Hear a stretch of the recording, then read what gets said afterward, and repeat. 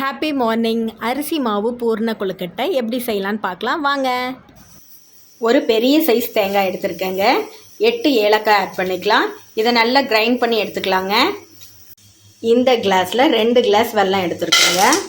Stove on பண்ணி வச்சு போடும். 1/4 டம்ளர் தண்ணி ஊற்றி நல்லா பாகு காய்ச்சிக்கலாங்க. பாகு நல்லா சுருண்டு வரட்டுங்க. பாகை காய்ச்சி நல்லா ஃபில்ட்ரு பண்ணி எடுத்துக்கலாம். ஏன்னா வெல்லத்தில் நிறைய டஸ்ட் இருக்குங்க, அதனால் ஃபில்ட்ரு பண்ணிக்கலாம். பாருங்கள், வெல்லம் நல்லா கரைஞ்சிருச்சுங்க. இப்போ நம்ம பாகை ஃபில்ட்ரு பண்ணி எடுத்துக்கலாம். 2 டம்ளர் வெல்லம் எடுத்துருக்கோங்க. அதுக்கு நம்ம 4 டம்ளர் மாவு சேர்த்திக்கலாம். அதாவது 1 டம்ளர் வெல்லத்துக்கு 2 டம்ளர் மாவு. பாதி பாகை நம்ம ஊற்றிக்கலாங்க. பாதி பாவு நம்ம பிடி கொழுக்கட்டைக்கு வச்சுக்கலாம். ஊற்றியாச்சுங்க. நல்லா திக்காகவே இருக்குது பாகு. இப்போ பாதி தேங்காவை ஆட் பண்ணிக்கலாம். இது கூட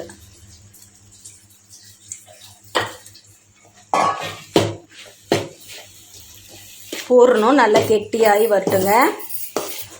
அப்போ தான் பூர்ண கொழுக்கட்டைக்கு உள்ளே இருக்க ஸ்டஃபிங் வெளியே வராமல் இருக்கும். இப்போ கொஞ்சம் எள்ளு சேர்த்திக்கலாம். பூரணம் நல்லா கெட்டி ஆயிடுச்சுங்க. நம்ம பாகு கெட்டியாக காய்ச்சினதுனால சீக்கிரம் ரெடி ஆயிடுச்சு. இப்போ ஒரு பிளேட்டுக்கு மாற்றிக்கலாங்க.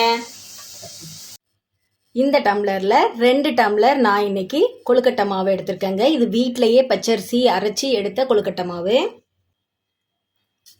லைட்டாக உப்பு சேர்த்திக்கலாம்.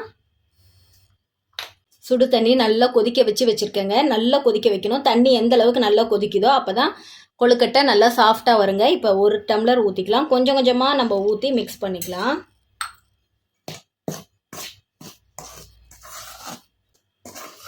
நல்லா கிளறி விடலாங்க.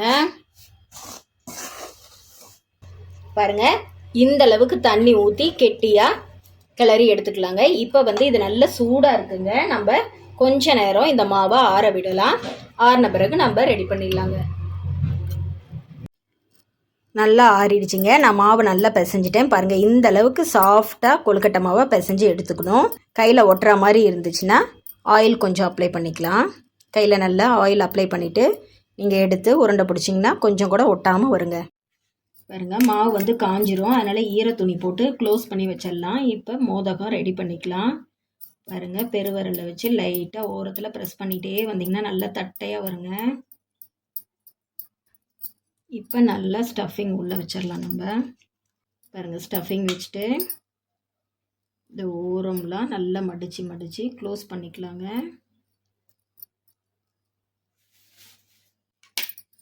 இப்போ ஸ்பூனை திருப்பி பிடிச்சி நல்லா ஒரு ப்ரெஸ் பண்ணி விடுங்க.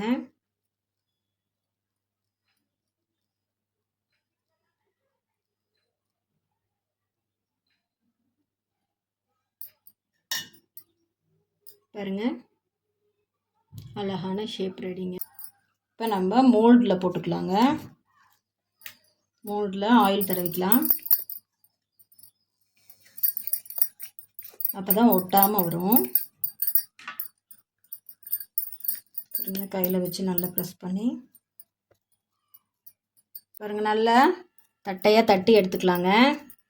நம்ம இப்போ மோல்டில் வச்சு கொழுக்கட்டை ரெடி பண்ண போகிறோம். நீங்கள் பேப்பரில் கூட நடுவில் வச்சு பேப்பரை க்ளோஸ் பண்ணி ஒரு தட்டு தட்டிட்டு அப்படி கூட நீங்கள் தட்டையாக ரெடி பண்ணிக்கலாம். இல்லை வாழை இலையில் கூட வச்சு நீங்கள் ரெடி பண்ணிக்கலாங்க. நான் இன்றைக்கி கையிலேயே தான் தட்டுறேன். பாருங்கள், நல்லா தட்டியாச்சு. மோல்டில் வச்சு ஒரு லைட்டாக ஒரு ப்ரெஸ் பண்ணிக்கோங்க. பூரணம் வச்சுக்கலாங்க.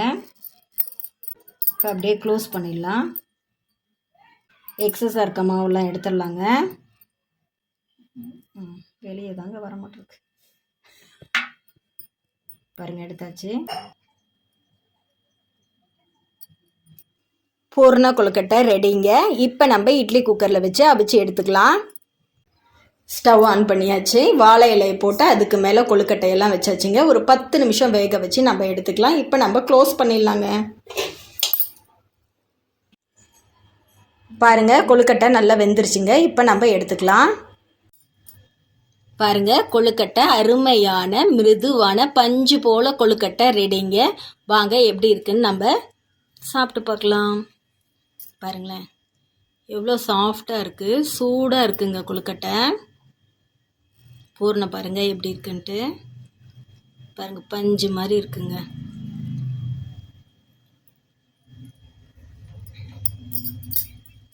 சூப்பராக இருக்குங்க. இந்த வீடியோ உங்களுக்கு பிடிச்சிருந்தா லைக் பண்ணுங்கள், ஷேர் பண்ணுங்கள், மறக்காமல் சப்ஸ்கிரைப் பண்ணுங்கள். நம்ம குழந்தைங்களோட ஆரோக்கியம் நம்ம கையில் தாங்க இருக்குது.